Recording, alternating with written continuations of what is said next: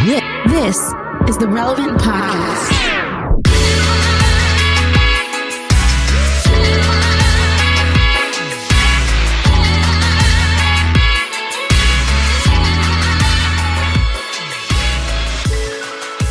It's the week of June 5th, 2020, and it's the Relevant Podcast. I'm your host, Cameron Strang, and this week it's going to be a little bit unique of an episode. Joining me from Loverland, Virginia, is Jesse Carey. Hello. From Austin, Texas, author, podcaster, Jamie Ivey. Hey, guys. And from Nashville, Tennessee, artist and producer, Derek Miner. What up, dog? Coming up later, we talk to Maverick City Music. If you don't know this diverse community of songwriters from Atlanta yet, you're about to. We're going to talk to them about their new album, Maverick City Volume 3, and how they are breaking the mold in worship music.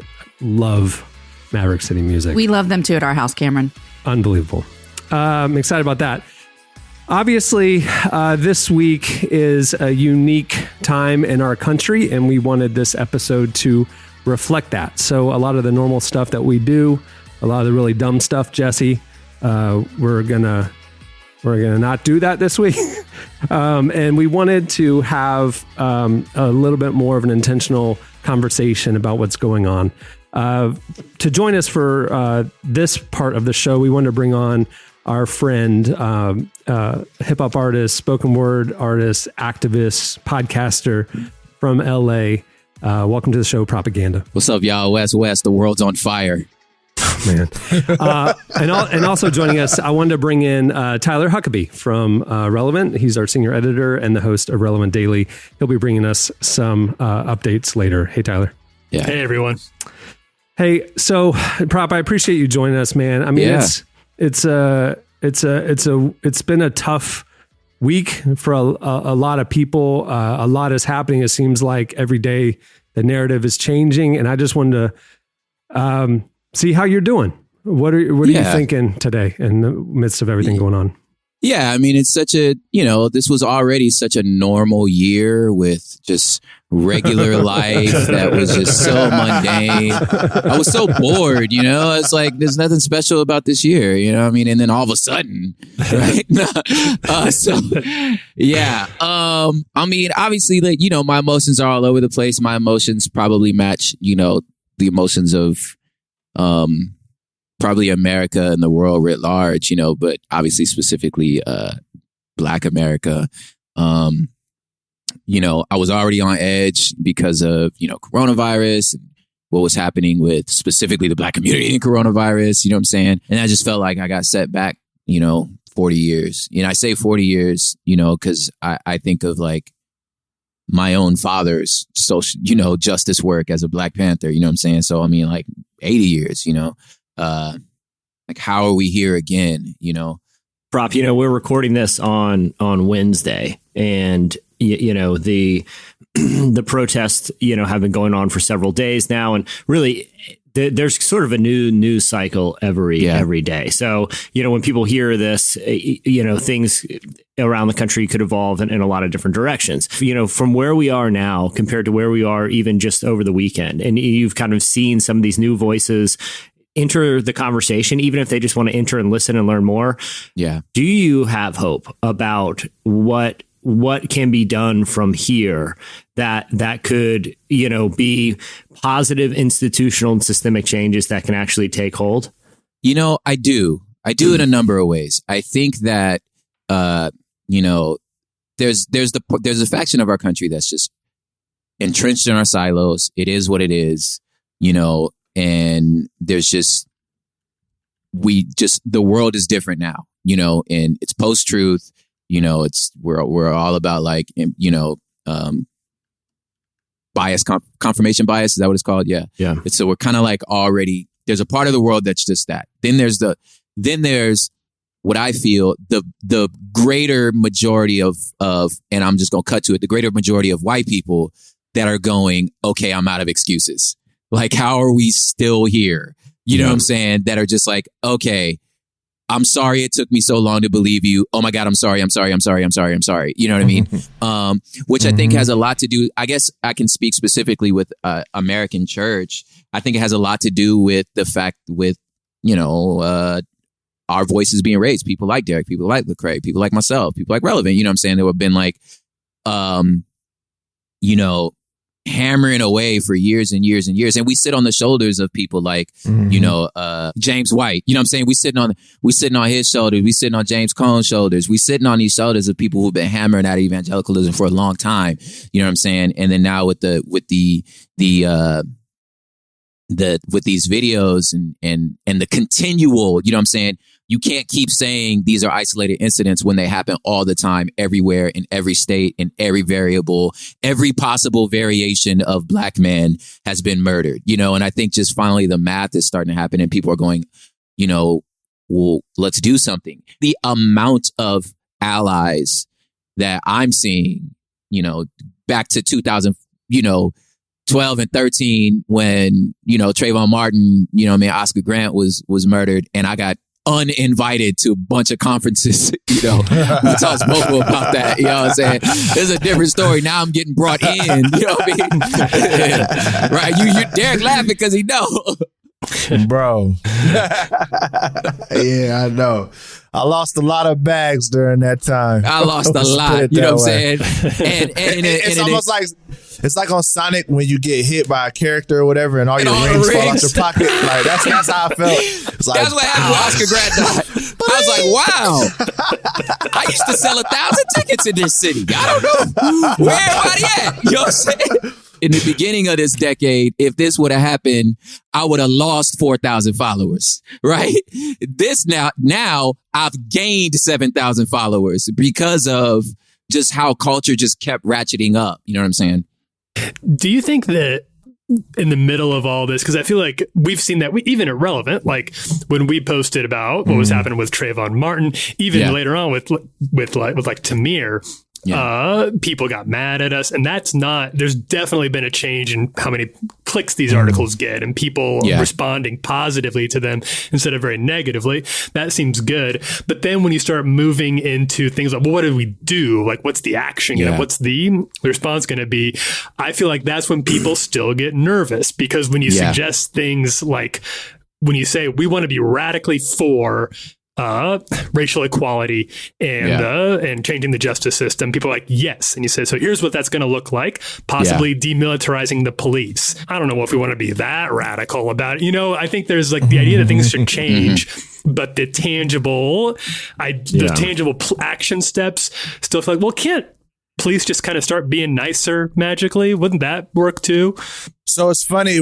It was funny when I was growing up, my mom had this diet that one of her friends had told her to try. So it was this idea that grapefruit is great with your metabolism, right? So it was eat whatever you want, but then eat a grapefruit afterwards, and you're gonna lose 20 pounds, right?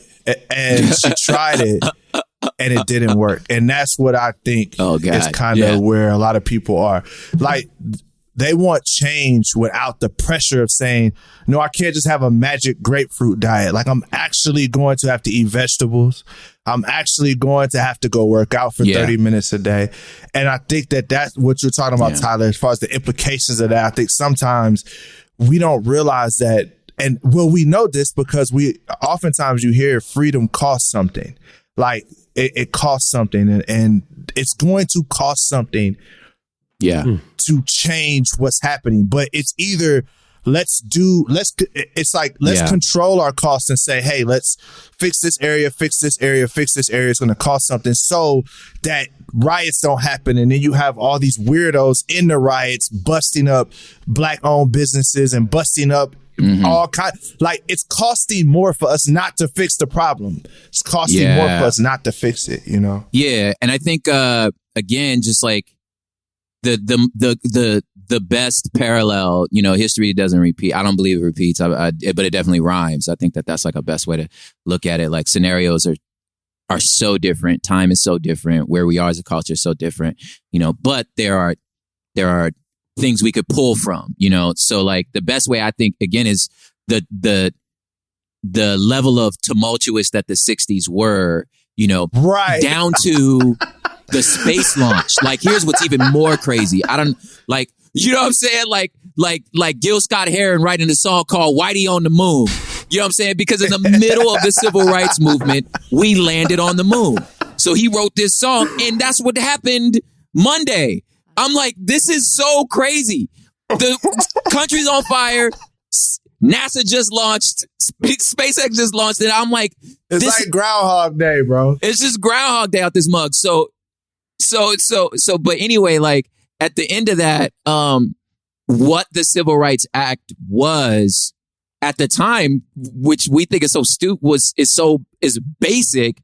They thought it was radical. You know what I'm saying? And the version that actually came out had a lot of its teeth taken. You know what I'm saying? So what we consider radical now, I think a lot of times has to do with just the wording or where the culture is. Unfortunately, because we're in this information age and we want a confirmation bias. We want the idea to come from our silo. If the idea don't come from my silo, I feel like I can't support it. You know, so I can't say, you know what I'm saying, if you're right, you know, if you lean conservative, you know, you just feel like I hated Trump, but I can't vote for a Democrat. Like I just can't vote for really, I can't do it. You know what I'm saying? If you're that person, if Joe Biden stands up and he says, listen, all I'm saying is police shouldn't have automatic assault rifles that we made for the insurgents in Iraq. Like the police shouldn't have that. You're like, that's actually a great idea, but Joe Biden said it. You know what I'm saying? So like, you feel me? So like that to me jumps up to a higher discussion of the heart and soul of the person to be like, yo, like, why you care what mouth it came out of? Yesterday, I saw Pat Robertson say that, you know, which I was like, what timeline are we on? That Pat Robertson stood up and said, you know, the same guy that said 9/11 was God judging America, right? Was the dude that said, maybe the way that Trump is handling this is just, it's kind of sounds kind of cruel. Maybe you shouldn't stand in front of somebody else's church that you don't go to and hold a Bible up and make a statement about war. Pat Robertson, the Right Wing Watch, posted a link about Pat Robertson telling the president maybe he was out of line. I'm like, so that's the type of stuff to me when more things like that happen and us who lean in the progressive circles need to go, you know what? I don't know, man. I think old Pat got a point. Sometimes I think he's crazy, but I mean, I agree with him here. You know what I'm saying? That's the thing that seems different this time is that like you mentioned the militarization of local police. There's a bipartisan bill happening right now to stop the sale of military equipment to local jurisdictions, because that's what's been happening is like excess military supply would be sold to local police. And so there's a bipartisan bill that's moving forward to stop that. And so you're starting to see like maybe there is some common ground that, you know, things can actually change. I want to ask y'all both, I've been looking a lot of the Christian Black leaders and artists on Instagram who are speaking out. I'm noticing in the comments is a lot of support, and then there's this homeschooled white kid who.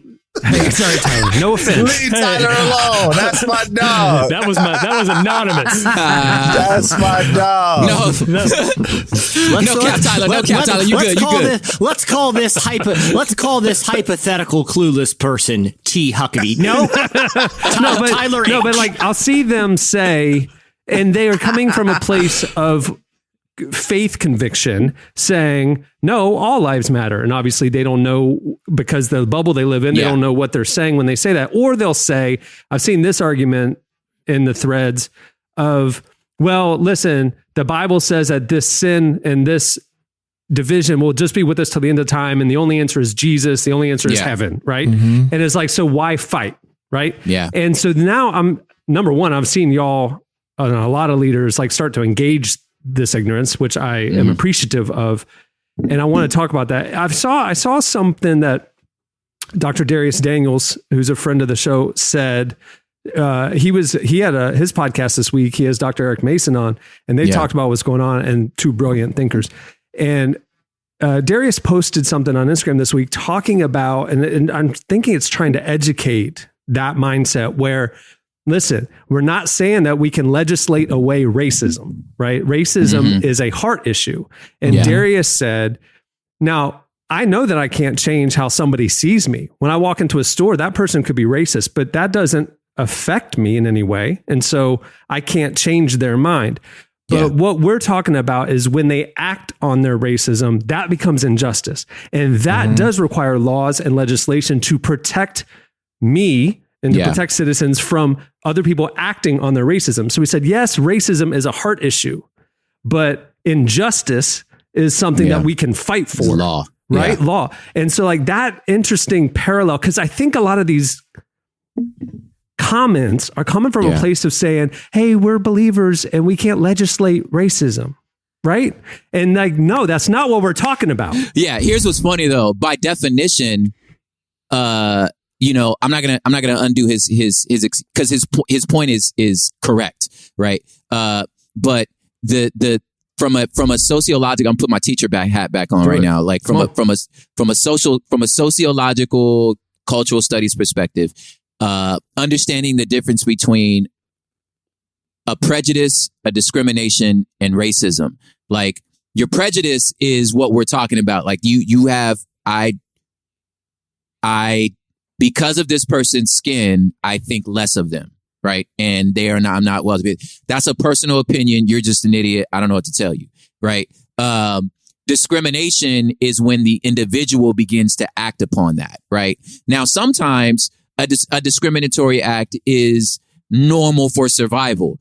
Just like you run a company, I'm going to hire this person and not that person. Well, I guess in some ways you discriminated against this person, right? Because you chose that one. You discriminated against your blue t-shirt by wearing your black t-shirt. I don't know. Like, so there's a part of it but when it has to do with the individual based on, a sinful prejudice, right? Then that's that person. Now, when you take those acts and then you make it law, right? To be able to function where the law discriminates based on your prejudice, you now have a racist system, right? So when you say I can't legislate racism, I'm like, that's exactly what racism is. Racism is laws made to prefer based on your prejudice. Right. So like you said to that young dude, yeah, you're right, man. I can't tell you not to hate black people, but I can make sure you don't make laws that make it OK for you to hate black people. Right. And that's what I'm here to fight you over. Now, like you said, to that young, not so Tyler, we'll call him Chad if it makes you feel better. Chad. But I feel like Chad's more like a frat boy. Chad's a frat boy. Tyler has a brother named Chad. Chad's not old school. Chad's a frat boy, but we'll just call him Chad to make you feel better. So maybe Hunter. We'll call him Hunter. I can live with Hunter. Hunter and Tanner. What's up with white people naming their kids after my like brother's name? Serious? Tyler, Tanner, Hunter. Y'all named just medieval job descriptions. Like why y'all name your kids medieval jobs? Prop, this whole analogy is getting weirdly specific. Okay. Say it to my face, Prop. I'm right here. Let's have it out. So Tyler, so homeschool kid, that says this statement, like for one, my mental health and me and our Derek are in a 10-year long group text with all of our friends. You know what I mean? And part of our own protecting our own energy and mental health is we don't engage. You know what I'm saying? For our own health, right? But this time, when I got the comment, I was so proud of myself. I actually screenshotted and sent it to the group text because I was like, I'm so proud of myself, right? So I was like, hey man, I understand based on the world that you exist in, why it would be so weird for you to see people who proclaim to love Jesus functioning and speaking the way that they do. Unfortunately, it's going to take you years and years of intentional work, right? And study and intentional relationships to understand how grossly misinformed your comment is. And I'm sorry, I'm not gonna be able to correct it on a comment thread. But you got a lot of work to do. The thing for me is I don't really, especially when it's a kid, I'm not gonna engage. I mean, you know, you don't even know any. When I was 16, I didn't know anything. I thought I knew everything. Totally. I don't know anything. I just know what I was taught. So that is a reflection of what his parents and his school and his pastors have taught him, and they quite honestly have failed him. Yeah. Like and it's probably because they've been failed, right? Like it's not intentional. It's just you know what? That's the problem with trying to apply the black and white, unnuanced idea of good versus evil to everything, right? Yeah. We do that with Christianity, and it's like there's good guys, there's bad guys. We don't believe in nuance, but the problem with that is when you have to have nuance, you're just totally unequipped, and it's just like he's unequipped to be able to deal in nuance. And quite honestly, you know, like the kid doesn't probably even believe that because, you know, again, we could bring up anything like with abortion. Like no one says, no one in that circle says, man, abortion is going to be here from now to the end of time. No one says that. Let's just forget it. Just whatever, man. This is not a fleshly fight. This is a spiritual fight. If we pray enough, people are going to stop aborting babies. Like he doesn't even believe that framework. He just believes it for this particular situation, but he doesn't even know that he doesn't even see the hypocrisy in his thought. Yeah, the cognitive dissonance of that. Exactly. And I bet you for you, and I know you get the same DMs I get to where you're like, you get DMs from those kids when they turn 20 and now they're off in college and they're like, man, I've been listening to your music for the last 5 years. I think I finally get it now. I'm sorry for the stuff. Like I get those DMs too, but it's like, so that was a slow burn though. You got, it's 5 years, it's 4 albums. And it's not just my 4 albums, it's mine plus Trips, plus Derek's, plus Show, plus Swoop. One of the things I've noticed, we're just watching the footage of all the protests around the country. And again, we're recording this on Wednesday, so we don't know what's happening the next few days, but it seems like it's shifted from raw anger and just outrage in the initial days to now it seems more organized. It seems more strategic. It seems more like the peaceful protests are like focused on clear calls to action and pressuring specific things that they want to see happen, which I feel like that's when the movement shifts toward actual change could happen. Because I think back to like in the last 5 years, young people, the youth protested and were outraged around school shootings and the lack of like gun control and things like that. But there was an agreement up the generational lines, right? Legislators didn't listen because of money. But now all of a sudden we're seeing the movement is calling for specific things that then we're starting to see indications. Again, this is midweek, that legislators are actually also speaking out. I mean, seeing police chiefs take a knee or walk with the protesters saying, I am with you. We want reform in our ranks. We will hold ourselves accountable. Like, when did that happen before? I have a friend that's in the military. He says when he was in Iraq, he's like, you can't engage people in war. Just fire shots off just whenever you want. You're not allowed to. You have to talk to somebody of higher rank and say, do I have permission to engage this conflict? These are people that you're literally at war with. And you still gotta ask. You still have to ask. So how could the military in foreign countries have that level?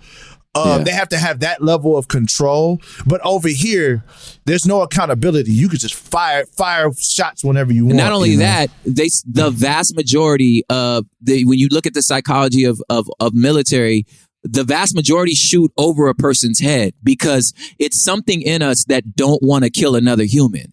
So that when you talk about rooting out systemic change, so police forces like Houston police, who have been really active in this protest and committing to real change and being on the streets and taking off their riot gear, like they're taking off riot gear, and they're just like, okay, no, I'm out here as a citizen just like you. We want to see this. People, the same thing happened in Atlanta. Police are coming out there without their riot gear, without their weapons, and they're just like, look, we're here too. You know what I'm saying? I'm still wearing my badge because it is what it is. I'm proud of what I chose to do. You know what I'm saying? But there are some systemic changes that need to happen. And so again, like you said, Cameron, to your point, you can have a good cop in a bad system, right? So our argument is not necessarily are there good cops. Our argument is how good is this system? And then the last thing I would suggest for police forces is y'all need to learn how to check for white supremacists, because they're there. They're there. You know what I'm saying? They don't have to learn how to check. They know that they're there. It's just the idea of that brotherhood is more important.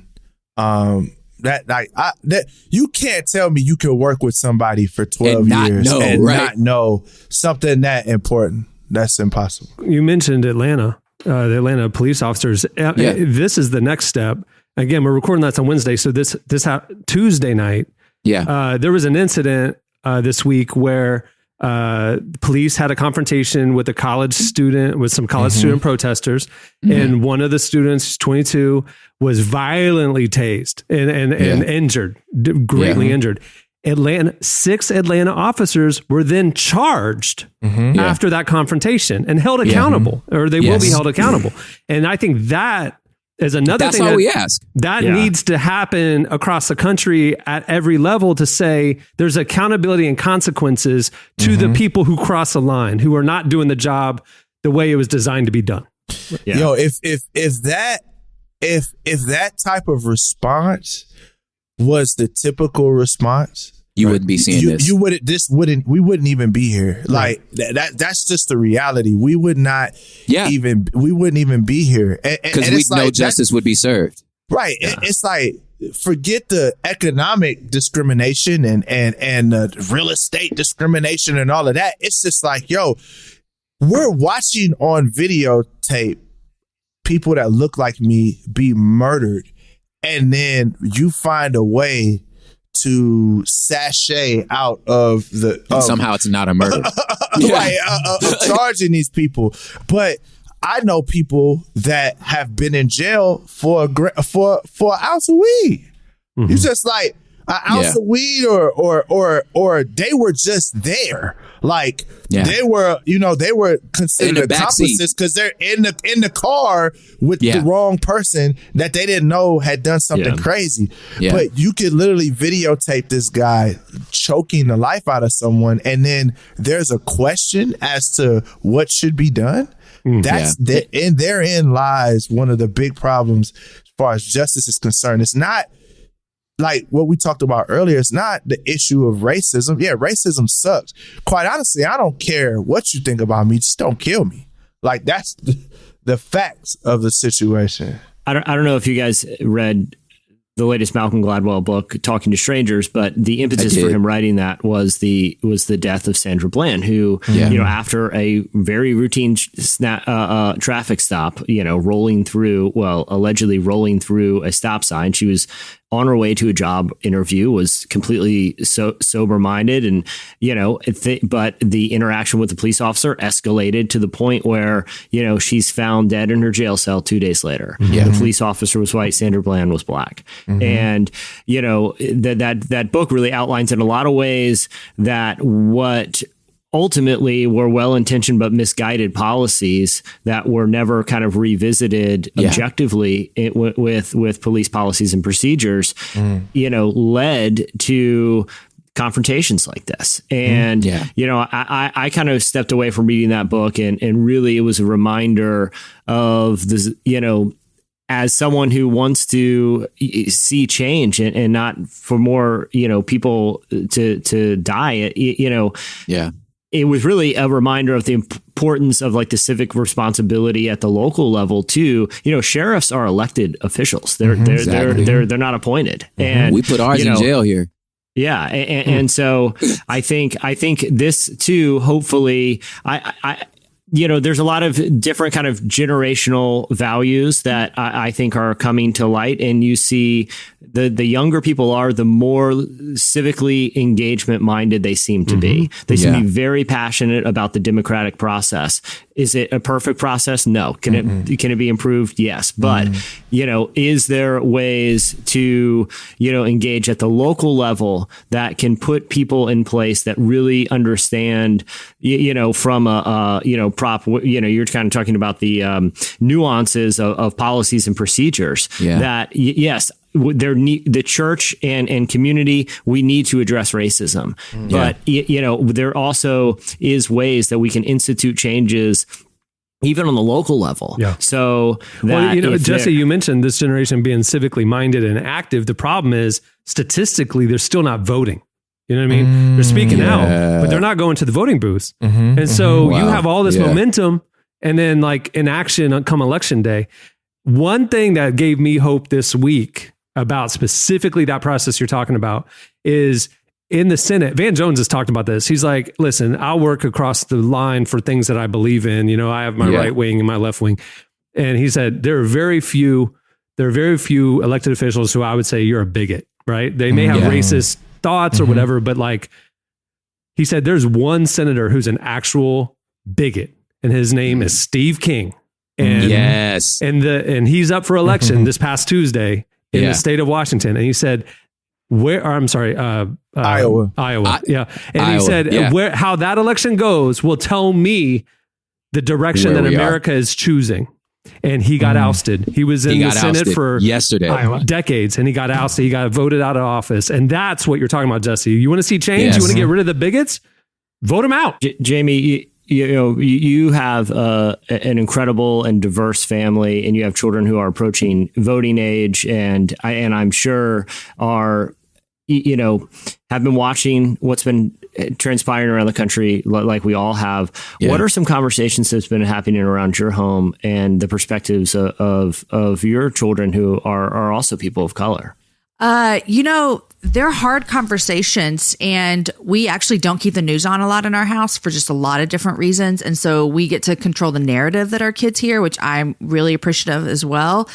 But the hard conversations to me, honestly, so we have super hard conversations with our children who are Black and brown. But, I have a 16-year-old who's white. And I think one of the conversations that I've really enjoyed right now that a lot of people are having is not just how do we make sure that our kids aren't racist, but that they're anti-racist, that they use their voice to speak up against things. And I've been talking with my 6-year-old son who's white a lot about, you have been put in this family, like all of our kids have been put in this family, and you have a high responsibility to speak up for your siblings and to speak up for what is wrong and to speak up for what is right.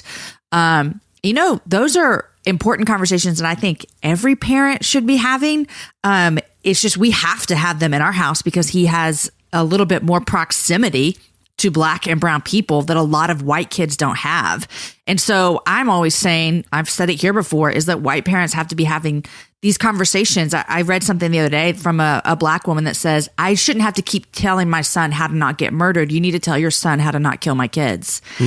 And that was a rough thing to read, and so I think these conversations matter, that we're not just talking about like, oh, we love Jesus. We used to not see color, but now we see color and everybody's beautiful. Like, it's just that, kumbaya, but it has to go deeper for that. And I'm even having to go deeper with my 6-year-old white son because he has siblings that this greatly affects.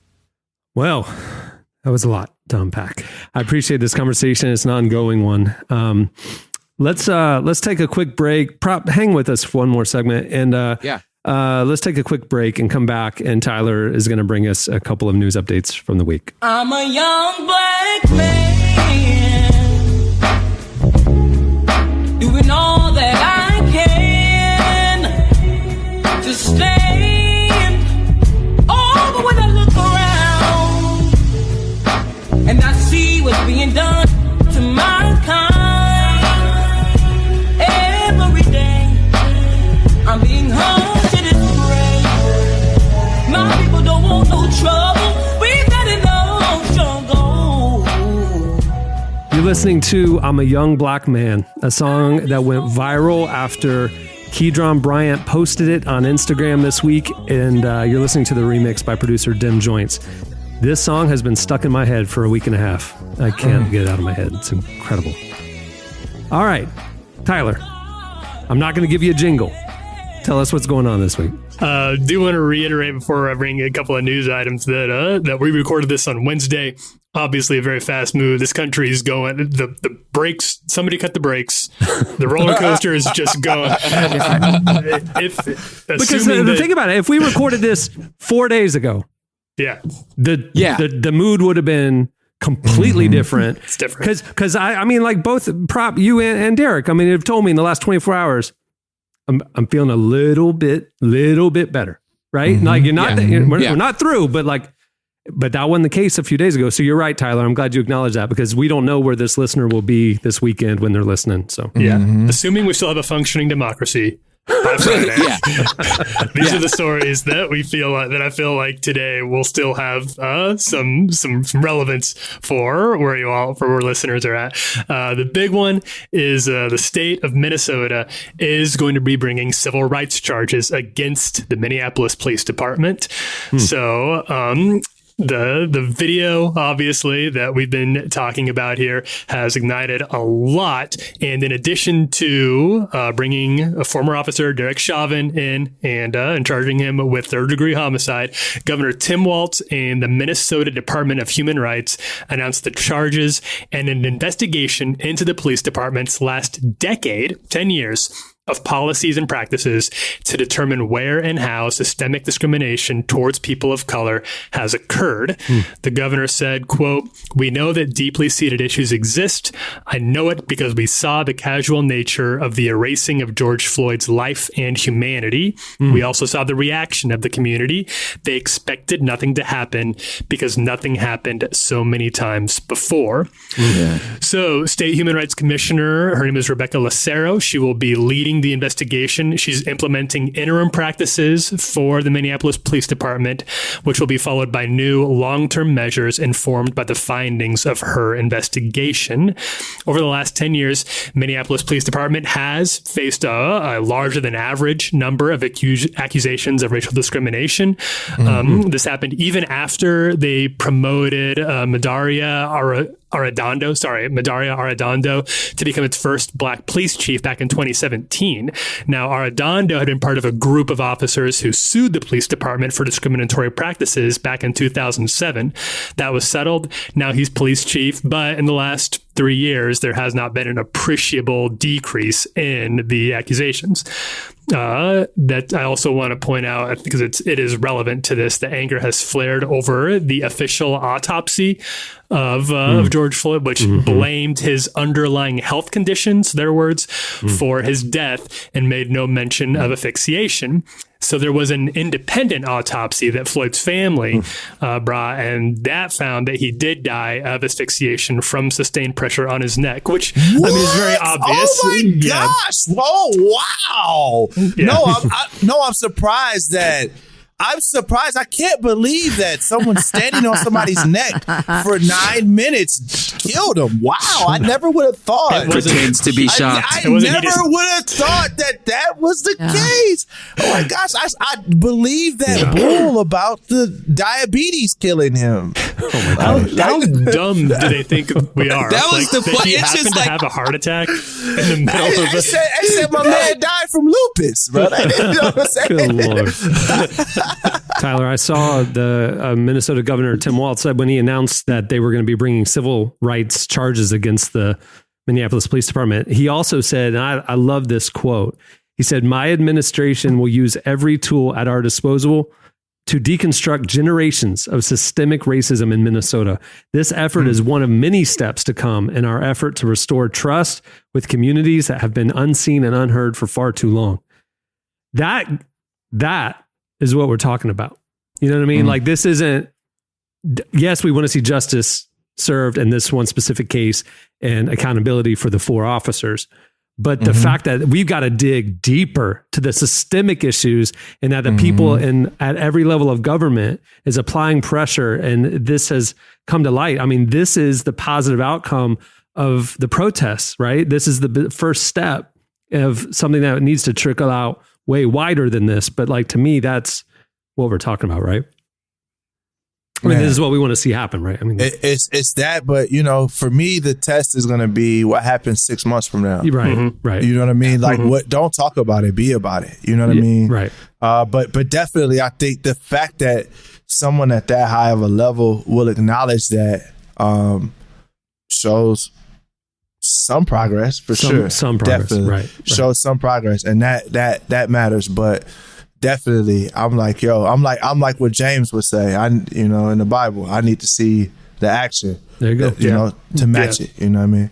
Yep. Yeah, especially for listeners who we have up there in Minneapolis and Minnesota, hold your politicians up there. We all need to be holding our local leaders accountable. But now that he has a line, he's put the bar. Yeah, that's what I'm saying. This is what we're going to do. Right. He said it. Now we can he said it publicly, so now we can hold him accountable to it. Right. I mean, like you said, where is he in 6 months? Well, let's keep pressure on and see where he's at in 6 months. Did want to point this out too. This is a little bit connected. It is connected, but it's a little bit different, I suppose. So I think we all remember Just Mercy, which was a book that then became a movie last year. It's the story of modern day death penalty abolitionist Bryan Stevenson. That movie, which we got to cover quite a bit for Relevant, is actually now going to be free on all streaming platforms through the end of the month. The movie's official Twitter account announced the decision yesterday, saying the message of Black equality, police brutality, and corruption in the justice system makes it a resource for people who want to learn more. So anywhere you go, iTunes, Amazon, Vudu, Google Play, any other streaming platform, you can go on and rent it for free, thanks to the folks there. It stars Michael B. Jordan as Stevenson, a lawyer whose work in the American South led him to become a leader in the fight to reform the criminal justice system and abolish the death penalty. You also got Jamie Foxx in there, Brie Larson's in the movie. It's a really good movie. It's a great flick. I thought it was. I wasn't quite sure how they're going to make a movie out of that book because it doesn't necessarily lend itself to a narrative. But they did a good job. I thought it was. Excellent. When we talked to Michael B. last year, he told us, "quote I want to be part of the change. That's what's important to me, especially at this time in my life as a Black man in America. These issues directly affect me and my community. So if you are interested, if you've been moved by the past week of protests, you want to learn more, you want to start to inform yourself, and you haven't seen or read the book, you can do both, should do both. And now you can watch it for free. So no excuses. Yeah. Tyler, that book, Just Mercy, is the book that I'm like, every American needs to read this book. And even if you see the movie, there's so much more in the book that obviously, like yourself, didn't lend itself to a movie. Highly, highly, highly recommend you go get the book and read it. And it's a great read. It's good. And it's Michael B. Jordan. Everything he's in is good. And I've said it before. It's time for him to drop the B and just take the Michael Jordan thing. The Last Dance has aired. We've seen it. Okay, we got it. There's a new MJ in town. Just drop the B. Name. Just drop the B and own it, Michael Jordan. Jamie Foxx stole every scene he was in. He's in that movie. He's such he's one.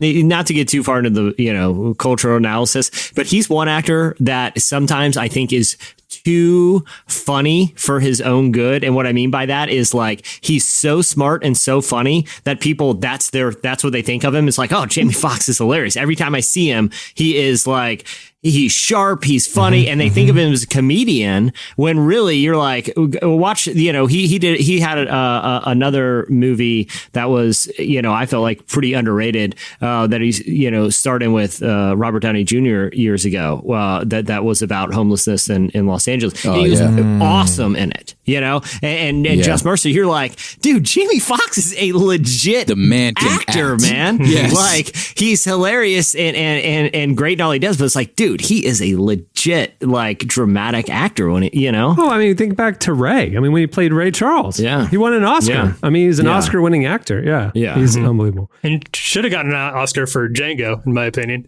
Django is my favorite. Yeah. So there's a lot more news obviously happening, and we're covering it every day at relevantmagazine.com, and Tyler's bringing it to us on the daily podcast, Relevant Daily. So go check that out. Thanks for that update, Tyler. And Prop, thanks for joining us for this conversation, man. Dude. I appreciate your voice and your leadership in this space. And I know it's an incredibly exhausting and hard time for many of you guys, Derek too. I mean, who so many people are looking to right now. I know it's difficult on one hand. It's like, it's numbing. It's like, here we are again. But I just want you to know, like, we need you guys, and we need you to challenge status quo, and we need you to push things, and we're listening, and there's thousands of people following, and it's important what you guys are saying and doing right now. And I appreciate you sticking your neck out. I appreciate you guys taking a risk and pouring into this conversation. It means a lot. So it's making a difference, guys. Thanks, guys. All right, well, stay tuned. Up next, Maverick City Music joins us. I have a dream that's similar to Dr. King's. Let freedom ring in the streets. I have a dream that there was nothing left to protest because all of God's people would treat each other equal. I have a dream that our blood-stained blocks with young men shot are now clean. No more shoulders cried on with mothers' tears. I have a dream that the Me Too movement was not needed and all of our women like queens, they were treated. I have a dream that our soldiers came home and the war stopped. Prison wasn't. You're listening to Derek Minor. As I Have a Dream. It's from the album The Trap, which he released in 2018 and is ever so timely today. Well, this episode is brought to you by Bombas. Bombas makes the most comfortable socks in the history of feet. They've reimagined every little detail of the socks we wear every day to make them way more comfortable and even purposeful by giving back to the most vulnerable members of our community. For every pair of socks you purchase, Bombas will donate a pair to someone in need. The generosity of Bombas customers have allowed them to donate over 34 million pairs of socks and counting through their nationwide network of 3,000 giving partners. To those experiencing homelessness, these socks are a small comfort that make a big difference. Give a pair when you buy a pair and get 20% off your first purchase at bombas.com/relevant. That's BOMBAS.com/relevant for 20% off your first purchase. Bombas.com/relevant. Well, Maverick City Music is an incredible group of writers and songwriters out of Atlanta. What started in 2016 as a small house church and the occasional writing camp for aspiring songwriters quickly became a place to make space for an unlikely fusion of worship styles. It's as much gospel as it is Bethel. It's impromptu, it's spirit-led, it's powerful. It's music that breaks the worship music mold. They collaborate, they have guests. It's a movement. If you don't know Maverick City Music yet, you need to, and you're about to meet them. Here's part of our conversation with Maverick City Music's Naomi Rain and Chandler Moore.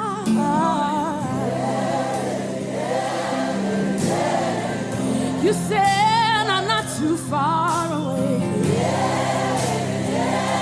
It was a miracle. It was a miracle you did in our heart.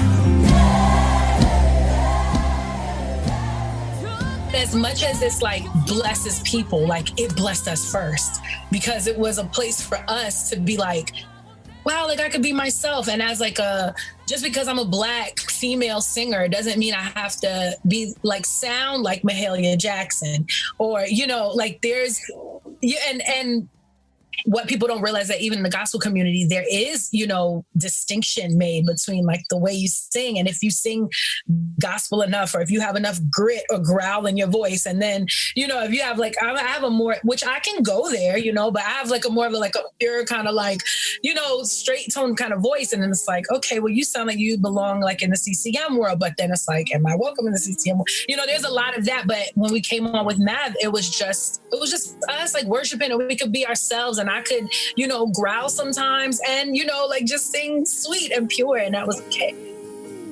Now I can see your love is better than all the others that I've seen. And I'm bleeding deep. Oh, goodness. To be a little controversial. I think as just an industry, the purpose of it is to create for a certain type of audience. So I think the way the industry is set up, because of the way our nation is set up, we have different industries for different audience. So you have your Dove Awards and you have your Stella Awards. And then you have the Grammys. So it's like, we have to have categories. Well, the industry's mindset is like, yo, we have to have categories, because if we don't, people are not going to know what we want to present to them. So even like one of the first run-ins we had with Billboard, one of the first records, they tried to put it out as a gospel record because I was Black and I was on it. And we were like, why is this gospel? Like, why do you categorize this as gospel? And it's not even anywhere along gospel lines. So it's really having those hard conversations. I think the way we do is having those hard conversations with people with the industry. Like, yo, I know this is probably how you've been doing it. This is what you feel, but this is not what this is. And the reason I love Maverick is because the way I call it, it's so unmanicured. It's so like you don't know what to do with it. You can't try to put it in a box. It is what it is. And I think what it's doing is challenging those lines. Like, hey, just because a Black guy is leading a CCM song, is that, what do we do? It's like, it sucks that we have to have that conversation, but it's just a real thing that I feel like the Lord is using Maverick to like highlight, like, hey, this is a thing. Like, is music about color, or is music about what you're saying? We believe it.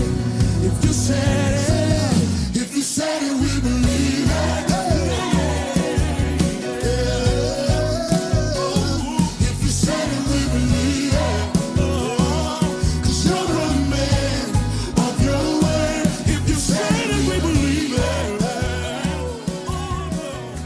Our name is Maverick City Music. So we're already coming out on like rebels with a cause, like we're already saying, hey, this is not what you expected. This is not what you're used to, but this is what we are. And I think that in itself speaks for itself. I don't think that we've like purposely like sat down and said, we're going to hatch a plan to like do things to make sure that it's not like that. But I think that with the name, and with the types of songs that are sung with the people who lead, I think there's intention behind that. We have one of like the only like brown, and when I say brown, I mean Indian, worship leader. Like, you don't see that. Feel the room, feel the room. Feel the room, feel the room. Holy Spirit, Holy Spirit.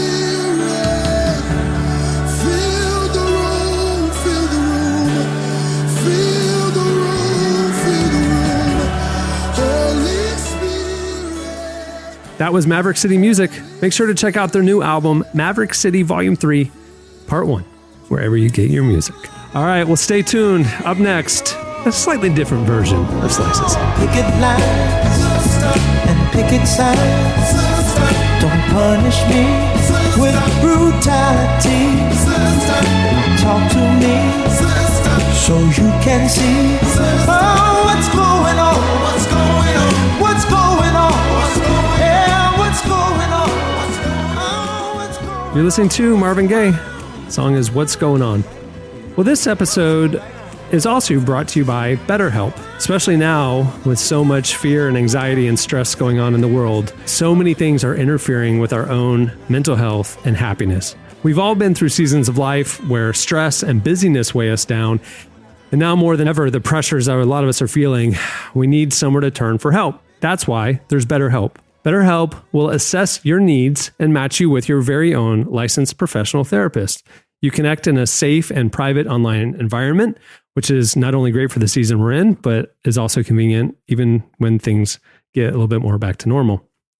You can start communicating in under 24 hours. You'll get timely and thoughtful responses, plus you can schedule weekly video or phone sessions, and you can send a message to your counselor anytime. If you want to start living a happier life today, try BetterHelp. And right now, as a Relevant Podcast listener, you'll get 10% off your first month by visiting betterhelp.com/relevant. Join over 800,000 people taking charge of their mental health. Again, that's betterhelp.com/relevant. Okay, it's time for a version of Slices. What do you have, Jesse? Yeah, so I did want to find something like a hopeful story that's not totally goofy. But the reason I found this so inspiring, because when I was a kid, and before we started recording today, I was telling the gang about my adventures in trying to assemble what looked to be a pretty simple driveway basketball hoop project that ended up consuming a weekend and ended with me having an oval shaped rim for reasons it's not really worth getting into.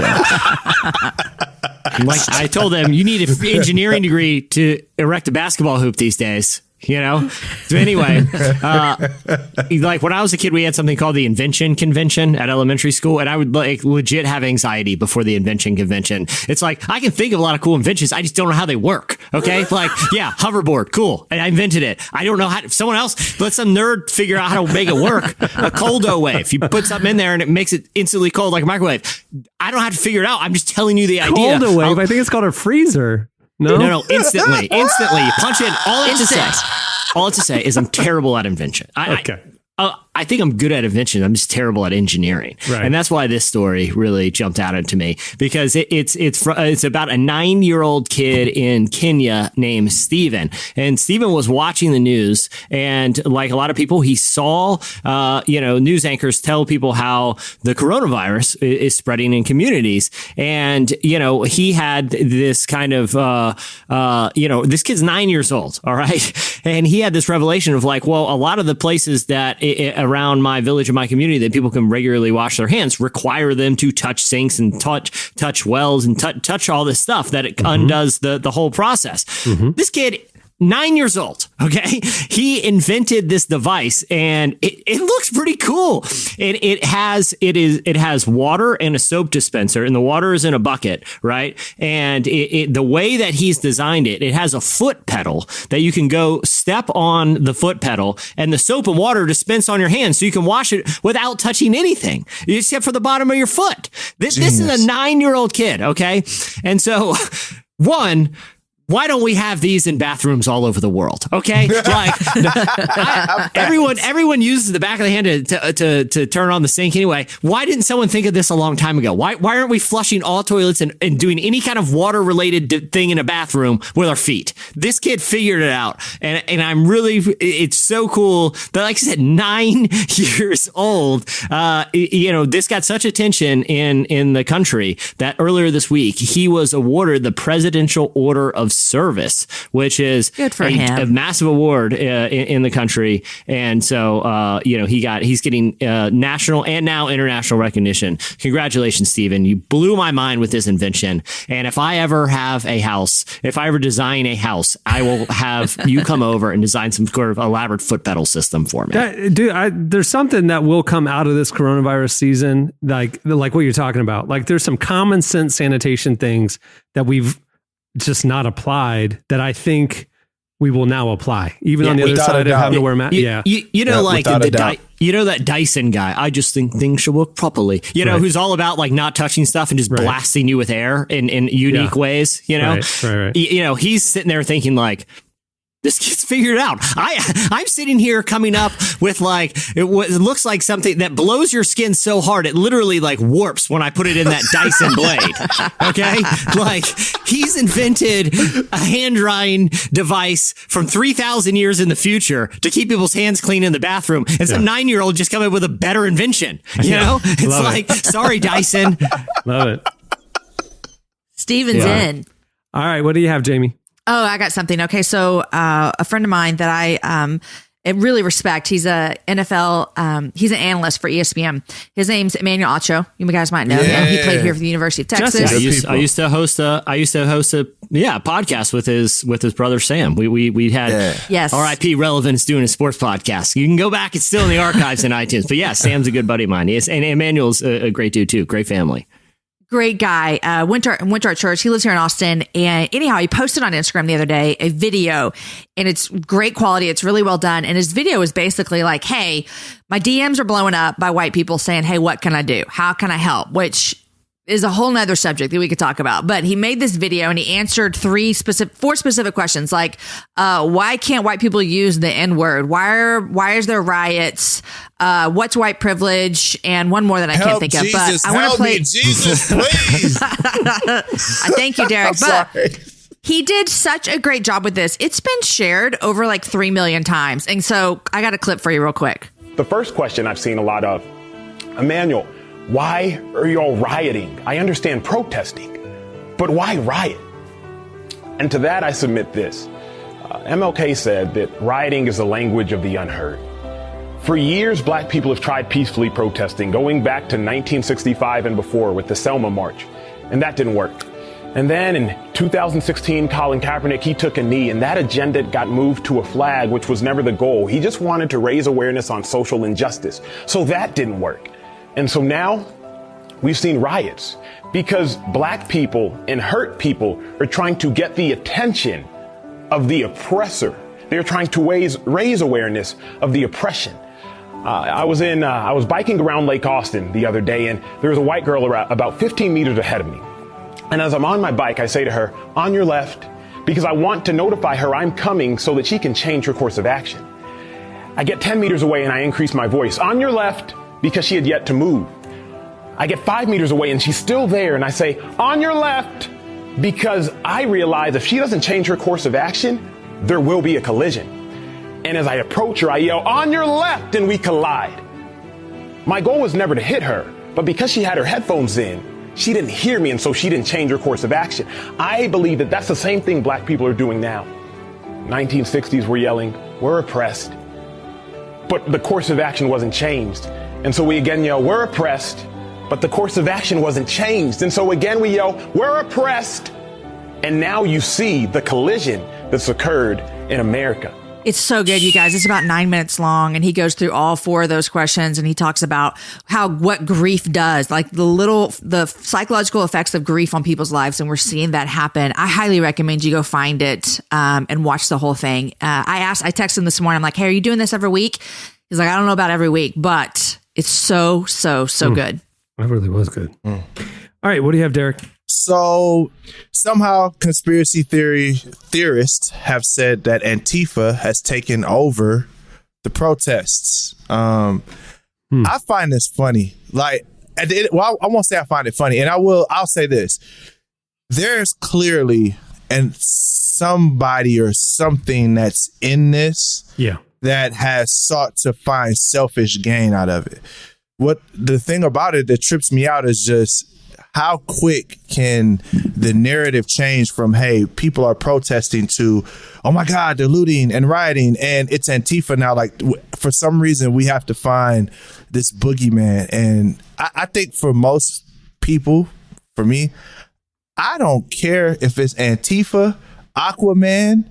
It's like it doesn't really matter. I thought that was really crazy though, just this how that the narrative changed so quick from protest to that. And I'll say this too, that I definitely think that there's a lot of people that are out here for selfish gain. Like, you're not gonna convince me that there's not some black dudes that was like, oh, we finna go get these Jordans real quick while everybody riding, or that there's, I don't know if you guys saw earlier, but Jake Paul was found looting.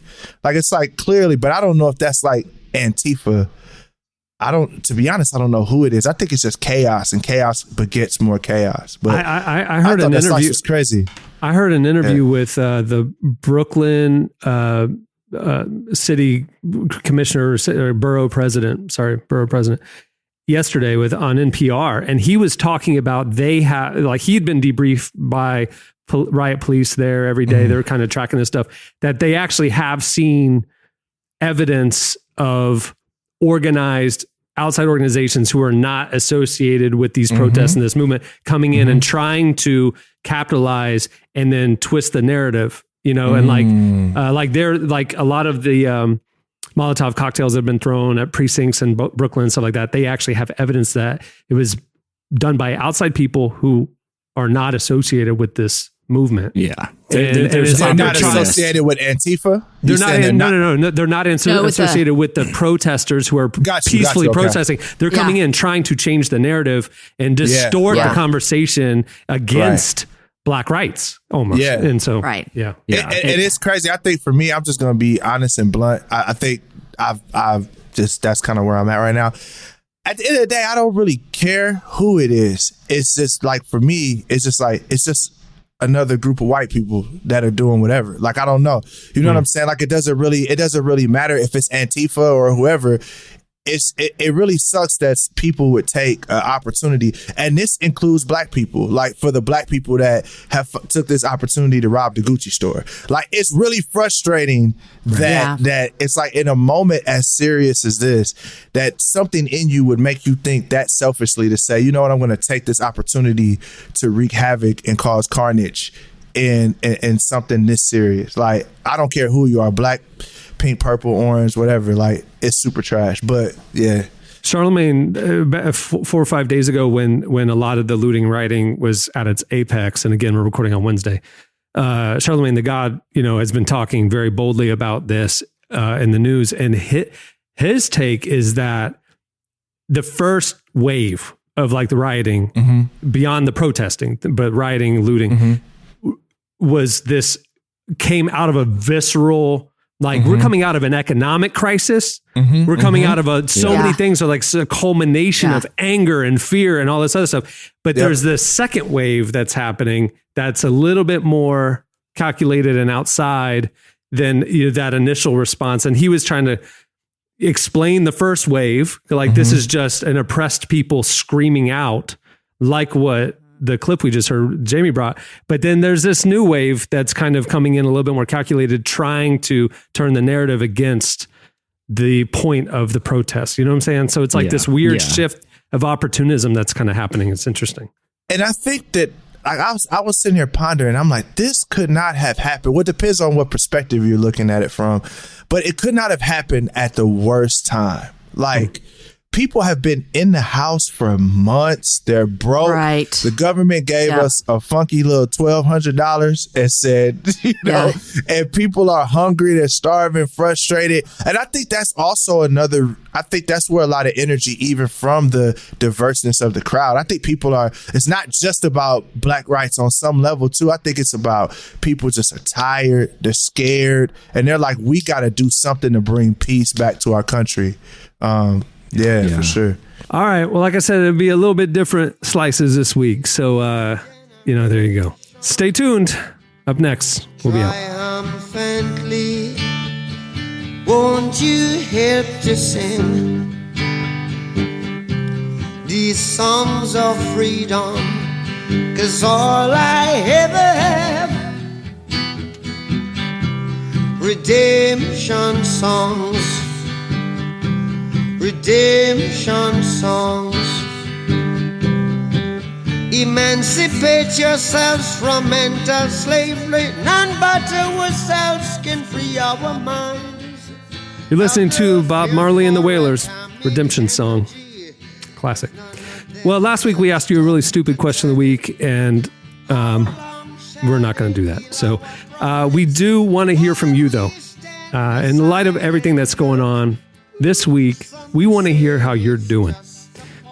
That's it. We just want to check in. We want to hear from you. Hit us up on Instagram at Relevant Magazine on Instagram. You can message us there or post on the podcast post in the comments, or you can tweet us at Relevant Podcast. We just want to hear from you. All right. Well, on that note, many thanks to Maverick City Music for joining us. You can follow them on Instagram at Maverick City Music and listen to their albums wherever you get your music. It's phenomenal and very appropriate for this time. Watch their videos too. Go find them on YouTube. No kidding. Yeah, they're YouTube videos. Thanks to Prop for joining us. You can follow him at Prop Hip Hop on all social media. Make sure to check out his albums as well. His last album was an album with you, right, Derek? Yes, sir. Yeah.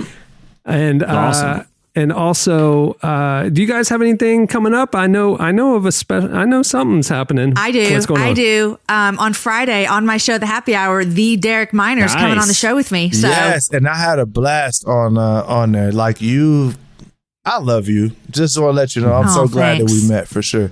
It was a good Thank combo. you. It's a fun show. Yeah. Yeah. It was a good conversation. Yeah. And lastly, I have a platform that I've been building called We Own Now.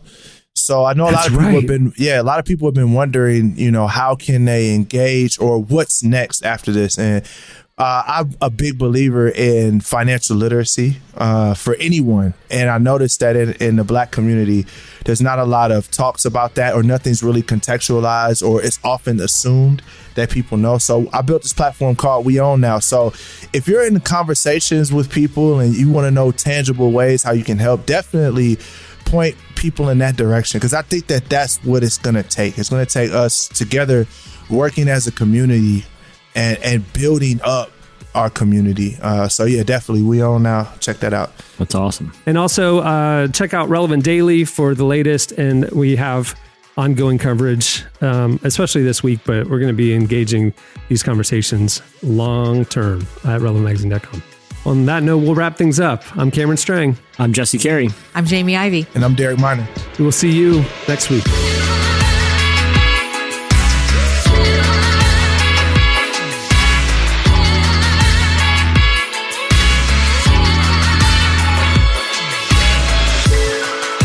Thanks for listening to the Relevant Podcast. Check out our features, interviews, and news updates every day at relevantmagazine.com. And make sure to follow Relevant on Twitter, Facebook, and Instagram for the latest. For more great podcasts, check out our Relevant Podcast Network, featuring shows like Relevant Daily, Signs of Life, Unedited, and many more launching throughout the year.